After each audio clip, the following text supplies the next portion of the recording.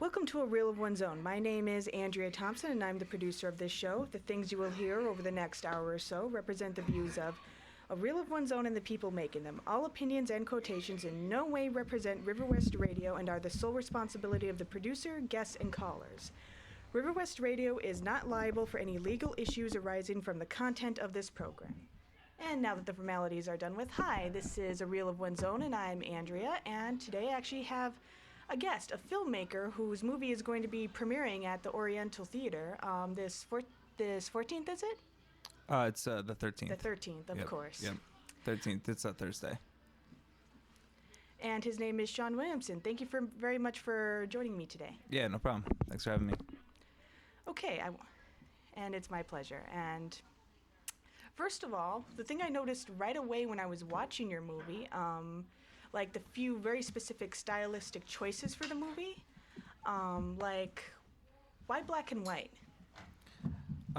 Well, I shot the film on Super 8 film stock, and so I never had any money, so I would kind of be shooting rolls of film. Sounds familiar right here. Basically, like, just I would have them by chance sometimes, or just like someone give them to me, or I just have enough money. And so I didn't really get to decide whether it was color or black and white film all the time. I see. And so when I had the film finished, it was like a mix and match. Like, some of it was color and some of it was black and white. But like the black and white film, I couldn't turn color. So I desaturated a bunch of it. And honestly, in the end, I like it. I mean, I think it adds like a, uniformity to the film or something like that I wouldn't have otherwise. So that Plus was a touch of style. That's always fun. Sure. I mean, it has a good look to it. Super 8 does, and I think that it came out in the black and white format better than it would have, like, mixed and matched. Yeah, nowadays everything old seemed to be new again. That seems to go hand in hand with the stop motion too. Like, that's really coming back. Yeah, sure. And they're incorporating it with the CGI and everything, which is cool. Yeah, I think people are trying to use old techniques and old ways of doing things, and trying to like elaborate on them and make improvements on those old systems, because things that are like super squeaky and super high tech, that doesn't always translate to like a meaningful film that you can connect to. I guess perfect does get boring after a while. It does, yeah. And obviously there were some big influences in the movie. Sure. It's very stylistic influences. Can you kind of tell me, like, when you made this film, like, who was it that really influenced the style and the tone? Yeah, when I started making the film, it was weird because I had ideas of what it was going to look like and what it was going to be. And so I was thinking about like Peter Bogdanovich movies, like The Last Picture Show and Paper Moon. And it's funny because those movies are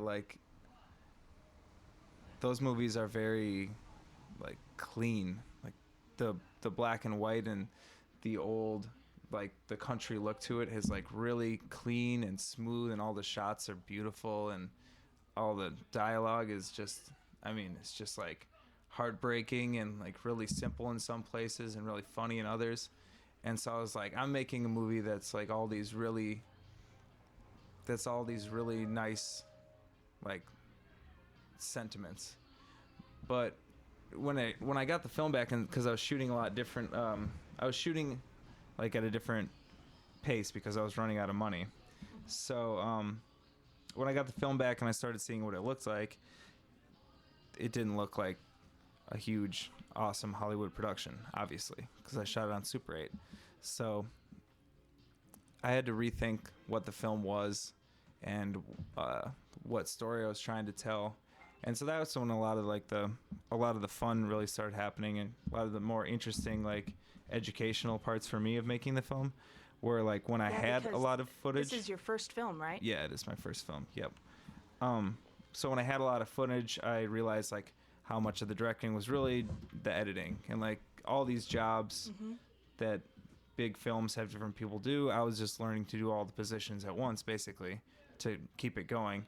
And so editing was like really rewarding experience because that started to shape what the film actually was. It went a lot, like it was a completely different story from when I wrote it and directed it and edited it. And I think a lot of filmmakers will tell you that. I mean, I don't think that's anything earth-shattering, but Definitely. some I watched. I mean, the film took me like 3.5 years to make, so I saw a lot of films and was influenced a lot by a lot of things while I was making the film pretty actively. So some pretty spur of the moment changes, I take it. Yeah, I mean, not really like not spur of the moment changes. But, like the story stayed pretty much the same, but how I was getting to from point to point would change. Like whether that was a scene, like large scenes that reveal a lot about the story turned into just one shot. It turned into one, into one line. And, the story was always the same, but how I told it changed because I would realize that something was more interesting, B that it would be easier to do, and easier and cheaper to do was a lot of the time because you have to start being creative with how you're going to tell this story. So or just realistic. Yeah, well, realistic, yeah, I suppose, but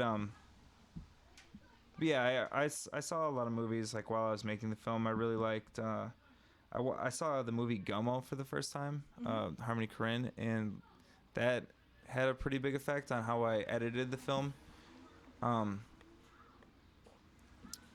God help me, the thing that comes to mind when you talk about her, isn't she the one who turned down like Legally Blonde for $500K? No, it's a guy. Harmony Korine's Oh. a guy. So Well, my bad. It might be though. It might I'll have be. to edit that out. Yeah. So yeah, I watched his movie, and I don't know. There's just a lot of things. I watched a lot of like old noir movies and gangster movies and stuff, and I don't know.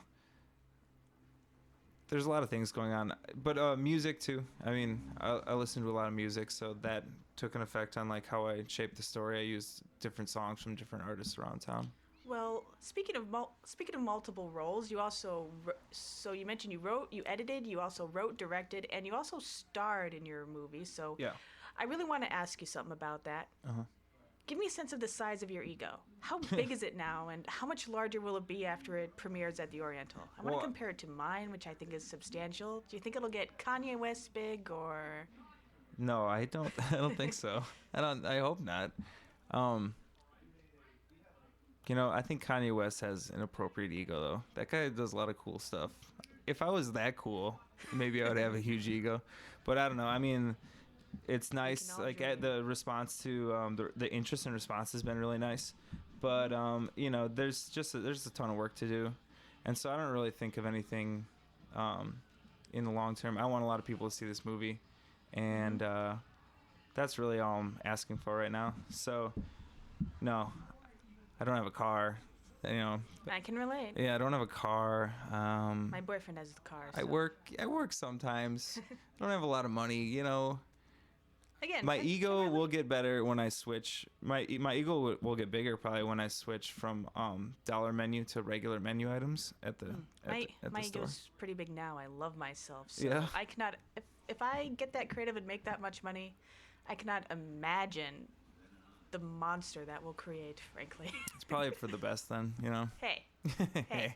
Hey. Okay. And anyway, how long, you mentioned it took 3 years to make. How long was the shooting process?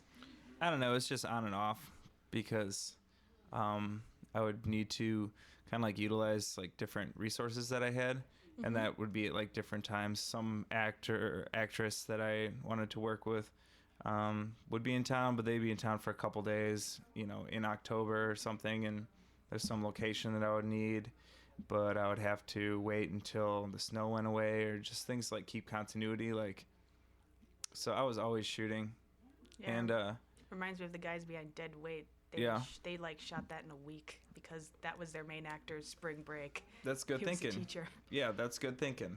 I mean, I would much rather have done that if I would have thought about it. But this is also, it's my first film too, so I just kind of went into it just wanting to make a film, and that wasn't whatever else didn't really matter. And honestly, it still really doesn't. Like, that's the point. Like, I made it, so I'm going to show it and screen places, and then I'm going to move on and do something else, you know? On that note, why now? I notice in your bio you've done a bunch of stuff before this. Why'd you decide to kind of make a film now? Um, well, it was just something that I always wanted to do, and then at some point I figured I could do it.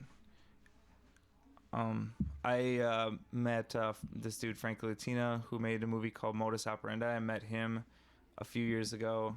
Like, was writing the script when I met him, and then I wrote the script, and then I had some people look over it, and then it changed a lot. But that's pretty much from the time I met him and started working with him on his film, I started working on my own.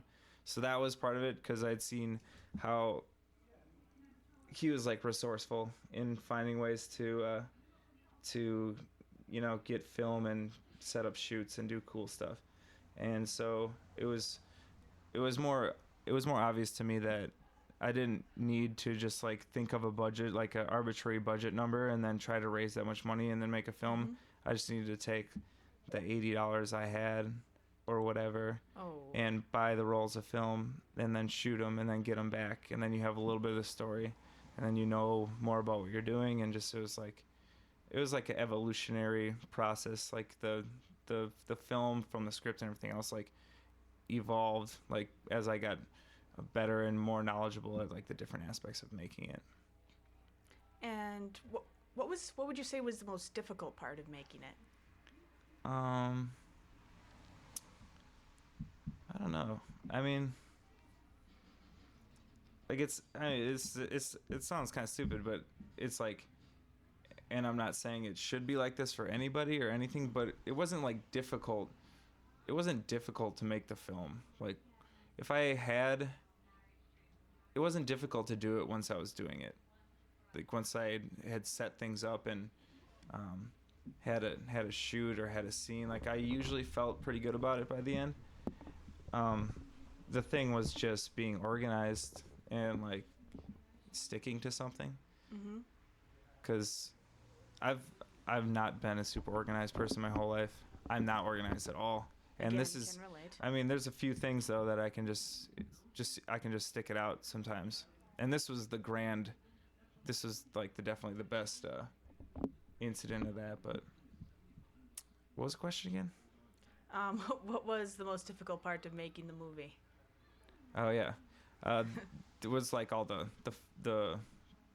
footwork, you know, like. Well, I've never made a movie, so. Right, just like sending emails and making phone calls and. Like the nuts and bolts. Yeah, basically. pretty much.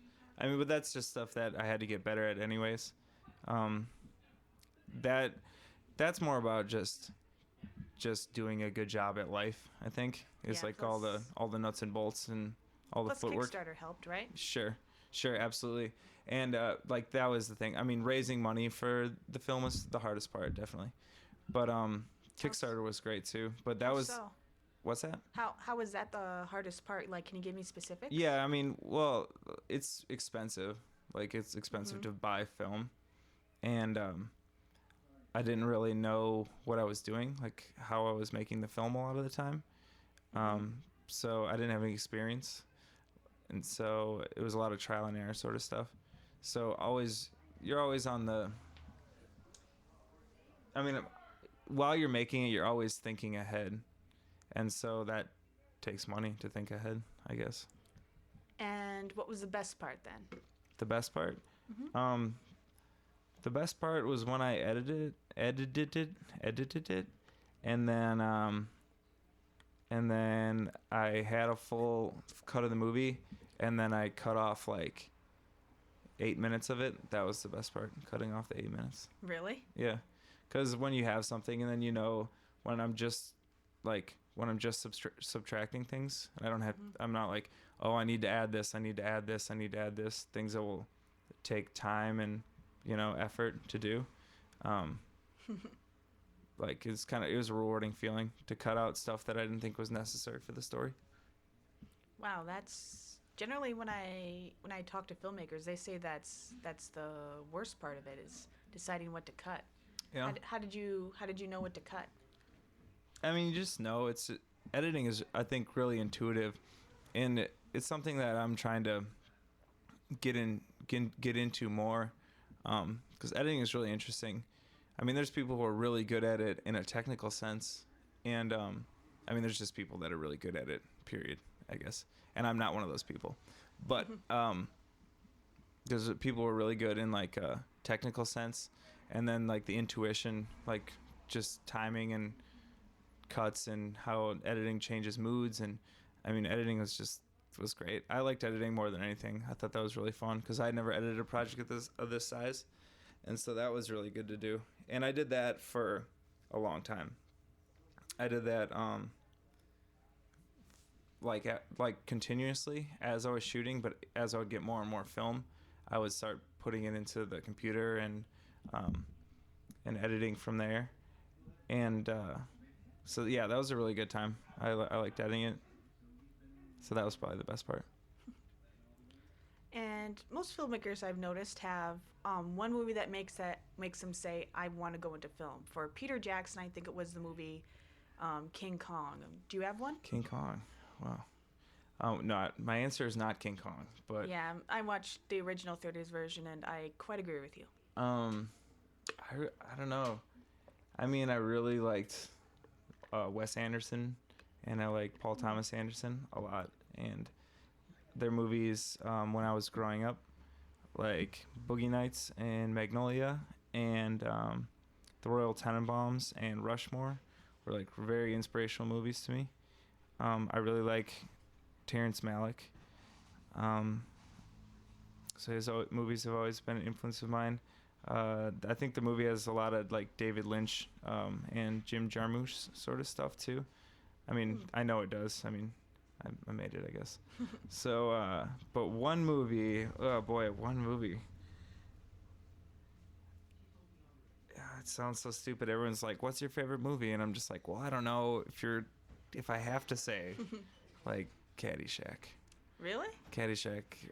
Yeah, I mean, that's what I would pick if someone was like, "What do you want to watch right now?" I'd be like, Caddyshack. You know? Yeah, if someone asked me that question, I feel like I could give them a different response every hour. I love so many movies. Sure, and it's hard. And yeah, I feel like when you ask that to questions to people now, I mean, me especially, because like I'm a filmmaker now technically because I made this movie, but I'm like really into like serialized television and like shows. I like shows. I like watching shows. Any particular kind that you like to watch Sure. right now? I love Friday Night Lights, and I really like Twin Peaks. I like The Office and Curb Your Who doesn't? Enthusiasm and all the old shows, Seinfeld and The Simpsons.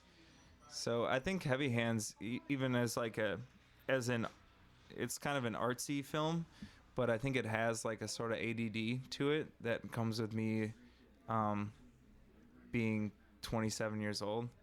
Like, I'm just so into like jokes and beats and stuff. Like, the ideas come and go very quickly. And Heavy Hands isn't that long. It's an hour, you know? So I think that came from it too, because I was like, man, this movie must be so long. This movie must be the longest movie ever made. And then it's only an hour long. So there's something about that. And I really like shows and serialized things because there's a wide range of things. There's really popular shows, and then there's like shows on like Adult Swim and Cartoon Network that are just great and really like 15 funny minutes and long? yeah, and just 15 minutes. I love 15-minute shows. Metalocalypse. Yeah, I mean, it's a lot of comedies, like, but I really like comedy. I really like comedy. I don't even know what that means, but I like funny stuff. Like, that's what I watch. That's what I watch and am interested in for the most part, which is funny because like my film isn't particularly funny. Yeah. Forgive me, but watching Heavy Hands, I didn't figure you for the comedic type. Yeah, I should be funnier from now on then, you know? Maybe next time. Next time I'll be funny, yeah. Next time. Well, I mean, being funny is hard. And like a lot about making Heavy Hands was about doing things I knew I could do. Mm-hmm. And so I was like, I was like, I'm not gonna have like a bunch of gory violence or drug use or sex. Like, not because I don't think it's like has any value ever in films, but it's just like I don't think I can pull Yeah, those things off. you're letting even much for the viewer there. I No know. violence, no sex. I know. But There's not. I mean, you saw the movie. There's not. There's just none of that really. And so it's all kind of like around the. I Girls tried to do keep wear it around nice the outfits, outside a though. little bit. What's that? girls do wear nice outfits, though. As they should. I I like like that. everyone. I would want everyone to wear nice outfits. There's those shirtless guys, but they're no good. They're shirtless, so they're bad. Well, the women weren't naked, so Mhm. so it all balances out, right? Yeah, exactly. Precisely. But back to my original question: did anything in particular like make you want to get into film? Like, Well, I went to school for English, and I really like storytelling, and I acted a lot as a child. I was in a bunch of like theater productions and stuff, and so I always had like an interest in stories and performance and storytelling, and that's basically probably where it came out. I wanted to do something. I wanted to make a something that I would really like, which is like kind of like sounds arrogant, and it is actually, but a lot about making. It's better than thinking of your audience the whole time and looking like you're begging for them to watch it, I guess. Sure. I mean, because I think that's gonna be true too. I have absolutely no illusions that everyone's gonna watch Heavy Hands and be like, wow, that's just the Sean. That is the greatest movie I've ever seen, because that's not gonna happen, and because it's kind of a weird movie, and like I think about movies sometimes as like when I'm looking for like a film to watch, like I did many times when I lived in this neighborhood at this very video store. Just walk around for like River West Video. Yeah, River West Video. River West Video. On Center Street. Yeah, on Center Street. It's awesome. It is. But in this very video store, I walked around a lot and just like for like seriously like an hour, like actually an hour sometimes, just looking through everything, because like I couldn't just pull the trigger. Like I had the thing where I could get 3 movies a day. I could have 3 movies out at a time, but it still was a big decision because like I wanted to enjoy everything I watched, and so like everything I look through, things I have seen, things I haven't seen, I would always have some sort of reason why I didn't want to watch that for some reason. And so I think that's like a big thing about filmmaking to me, is like I want to pick up that movie that's like exactly what I want to see, in which I think means that is exactly what someone else would want to watch too. Like, because I don't think my tastes are like particularly refined or unique. Like I just like a lot of stuff, and I like drama and comedy and action stuff. So I wanted to make something that within my means that was like something that I would like. It's got some murder and intrigue. It's got pretty ladies. Like, I mean, All the fun stuff. yeah, all the fun stuff. So I wanted to keep that there, and just I don't know. I still don't know. I mean, I don't know how I succeeded at that necessarily, but that's definitely was the intent. Well, on that note, kind of about your taste. A lot of your work does kind of seem to have kind of like anti-heroes at the core, and a lot of the filmmakers you mentioned and your own work seems to kind of have an outsider's perspective in some way. Why do you think you're drawn to that?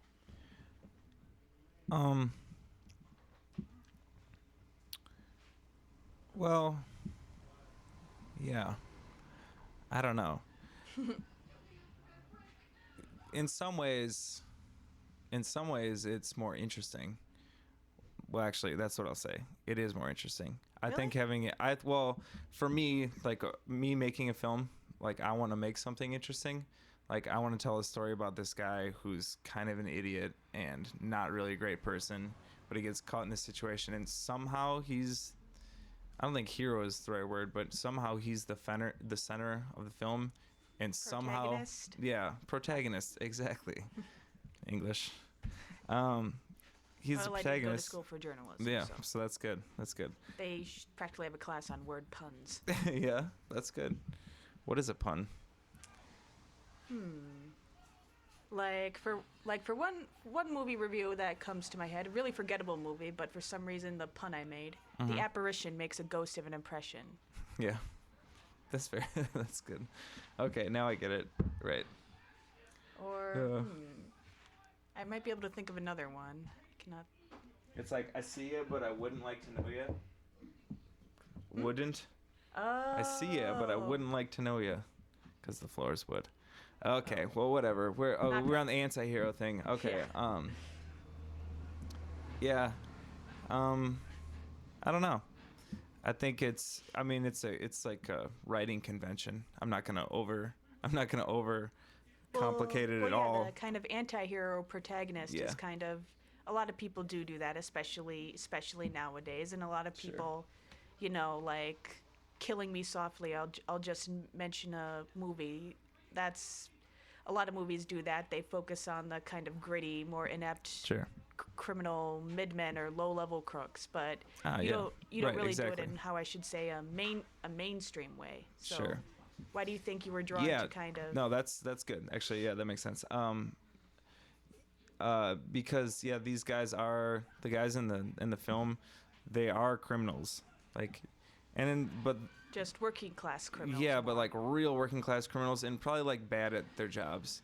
It's like if you didn't like run drugs and steal and rob other people, and you worked at like a pizza place, but you were just really bad at it. You were just late all the time, and you weren't very good at your job working at the pizza place making the pizzas. It's like that. They have like part-time thievery jobs that they're bad at, and that kind of sets up the whole thing. It's kind of like just like a bungled up story all the time. Basically a bunch of incompetent idiots, and the havoc they wreak in their own Right. they wreak in their own lives. Sure. And I thought those characters were more interesting, and I tried not to sensationalize that. Like, Yeah, it doesn't seem to be sensationalized Right. or glamorous. because they're just kind of walking around.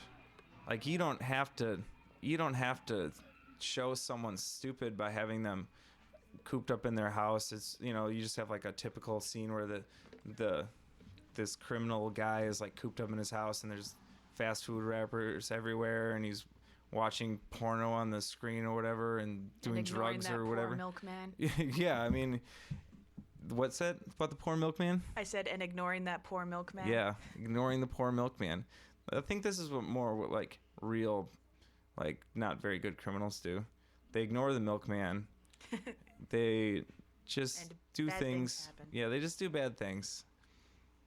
For the record, the milkman doesn't have any part in the bad things that go on. He's just Yeah. He's just there, and he's he had, sad. he had a rough go. Yeah. Yeah. So yeah, I mean, Still. I guess Milkman just occurred to me. yeah, I mean, it's a writing convention, and I thought the characters were interesting, kind of where they were at. One of them's just a guy doesn't really never had any parents, and he just steals and runs around with his girlfriend and his stupid friend, and his stupid friend's a drug dealer, and his girlfriend's father is a crime sort of junkie country crime boss, and then it's his son, who's just his son, his doting son. And so I thought those characters were pretty simple, and I didn't want to really sensationalize what they were doing. That's just how it happened. I think that in a lot of ways the actual lineage of the story is just kind of that it's that's just how it happened sort of story. Like, and then there's Like lots of there's other things mixed no, in, like different asides to the past and No really great higher meaning, just Right. people screwing up their lives. right. Always a cheerful subject. Sure. But in that sense too, I tried to give them a little bit more depth than that too by telling stories about these characters, and like the grandfather of the main characters in the film, and they tell stories about how he met this person, how he met this person, and you kind of get some idea what's going on. There's also like dream sequences or sort of like daydream sort of things that kind of give you some sort of insight into what's going on, what the guy is thinking, and what's going on in this whole universe of characters. Did like the kind of more somber tone of the movie kind of get you guys a little bit? Did you guys kind of have to cheer up between takes, or? um, no. I mean, honestly, I think that it was really, uh, like rapid fire when we shot. Excuse me. Because is usually we had somebody who was going to be in the film, and we had them for like a couple hours, so I'd have to know what to shoot. And I went for like, I think that's how it turned out. Like, I think it turned out for the best, is that I'd never really had time to shoot any of these things. So when it came down to it, we just shot and shot and shot, and then that's what we had. Like, I didn't really go back and reshoot anything. Really? Yeah, not a whole lot.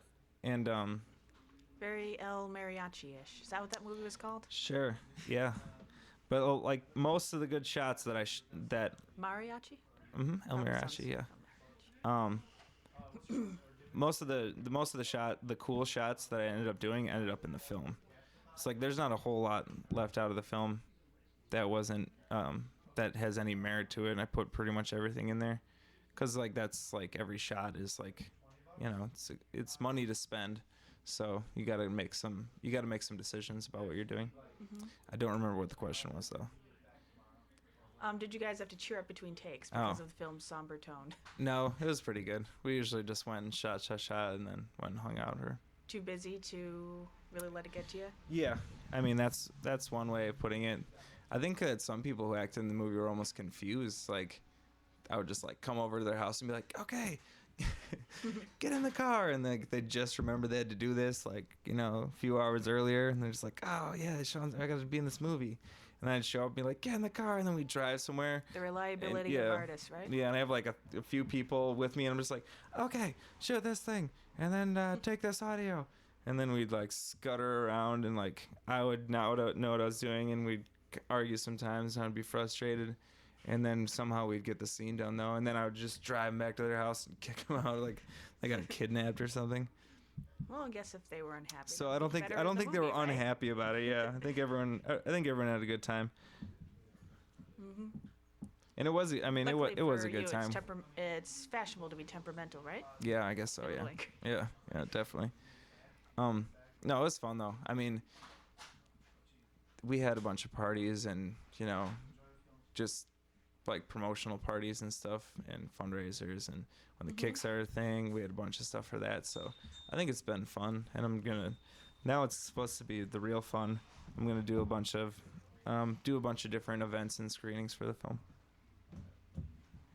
excellent. By the way, speaking of artists and ego, did you obviously we mentioned earlier about your possible ego and directing and editing and writing and all that. Did you have did you ever have a problem like look as a director, like in a way directing yourself and editing yourself and judging your own performance? Yeah, totally.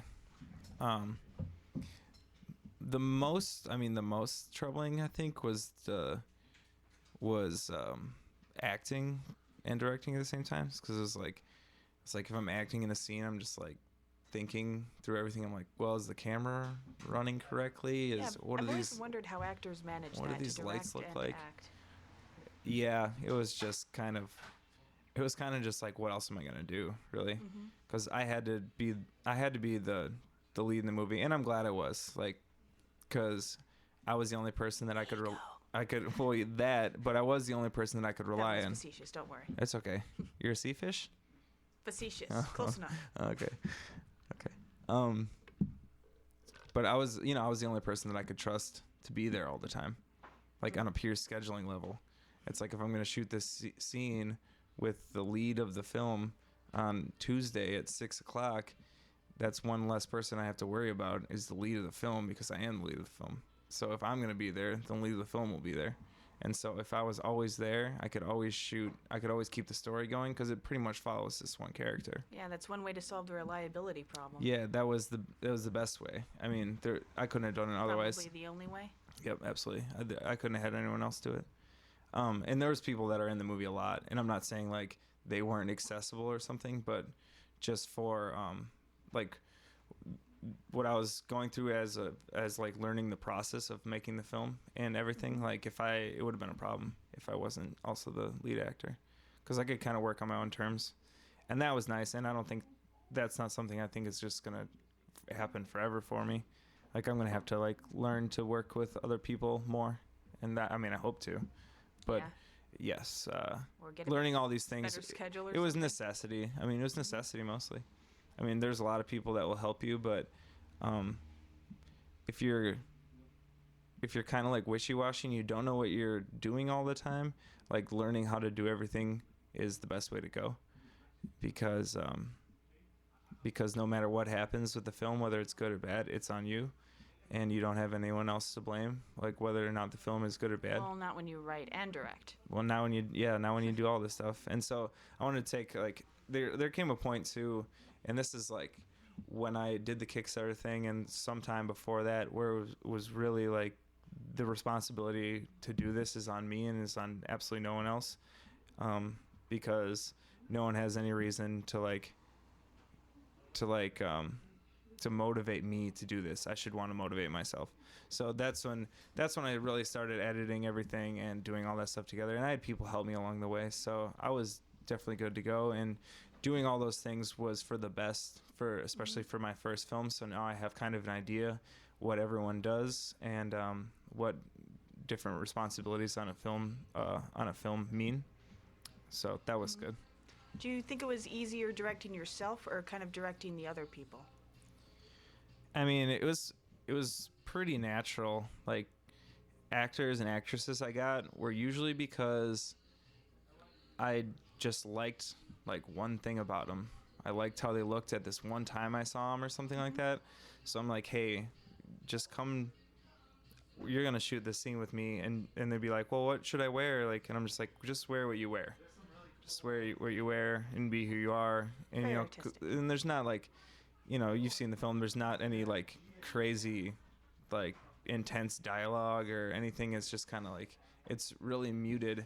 And so I just want everyone to be kind of like who they were. And I thought everything else would kind of fall into place. And we're running a little short on time, so I want to kind of mention your other work. You're also very involved in music. You were in a few bands, and you also produced some music, and you also wrote a few novels. Yeah.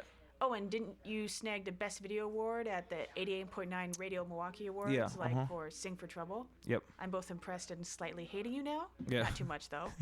Anyway, so Yeah. my question is, having worked in kind of all these mediums, which one do you think you like the best and feel the most at home in, and why? Well, yeah, I don't know anymore.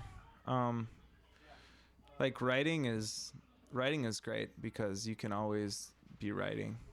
And if you're a writer, you should be. And I feel like I write in some way, whether it's music or scripts or like short stories or poetry or anything like that. I'm always writing. So I would like to work on another book soon. But yeah, I don't know. I mean, and filmmaking is the most challenging thing. And playing music and playing in bands is probably the most fun. Like, I think I get the most like human joy, whatever that is. Like, I get the most joy out of playing music and being around people. Yeah, but filmmaking is the most challenging, and I don't know. That's kind of thing. I just like doing all that stuff, so I try not to put too much of an emphasis on one at a time. I mean, this film has been for a while, and it's definitely my main focus now. But I don't know. It just keeps things interesting, too, I think. Do you think you'll ever make another film? Yeah, Do you have any idea when that's going to be? Yeah, I'm gonna shoot like this four-part television type drama thing. On to my next question. What are you working on now? Yeah, it's gonna be 4 parts, and they're each gonna be about 20 minutes long, and it's gonna be like television drama comedy length format kind of thing, so something kind of accessible. And I'm gonna do that, and that's that's in the works. I have a pilot written, but I'm still trying to kind of figure out what all that stuff means and what I'm really doing. And then I have an idea for another script that I've been working on, and so I'm gonna shoot another feature-length film soon. Any idea what your series or your film's going to be about? Well, I assume you do since you wrote a script Yeah. for the series. Yeah. What's that going to be about? I think that's gonna be hard for me to explain right now. I think. Well, I'm good at nodding and smiling if I Yeah. get bored. Yeah. If you want to share. Yeah, it's just hard to explain. It's gonna be like I want to do a multidisciplinary like docu dramedy thing. And so I'm gonna have it's gonna be like a comedy, but it's gonna have a lot of serious stuff too. And there's gonna be I'm gonna have different musicians on and incorporate different mediums of art and stuff. And so that one, I will actually just say that I will have the actual pilot done.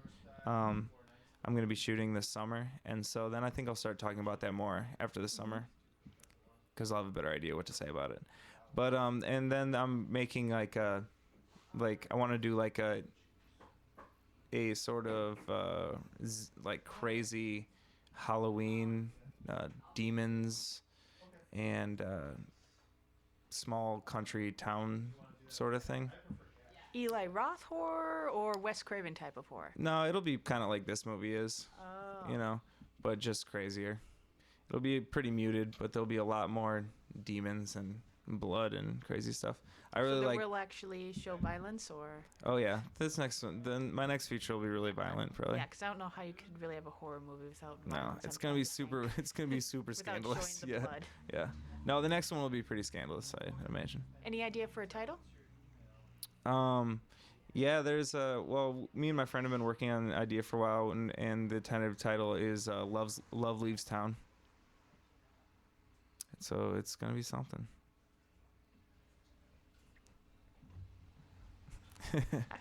I'm sorry. I just had a brain freeze right there. Yeah, it's okay. Lovely's Town. Honestly, that sounds more like a romantic comedy. Yeah, I gotta be honest. it won't be. It will not be. It'll be a surprise. Yeah, but there's lots of things going on. My band, I have a band called Hot Coffin. Yeah, I play with those guys, and we have an album coming out. It's at mastering right now, so that will be out in like another month. Mm-hmm. So we have that going on.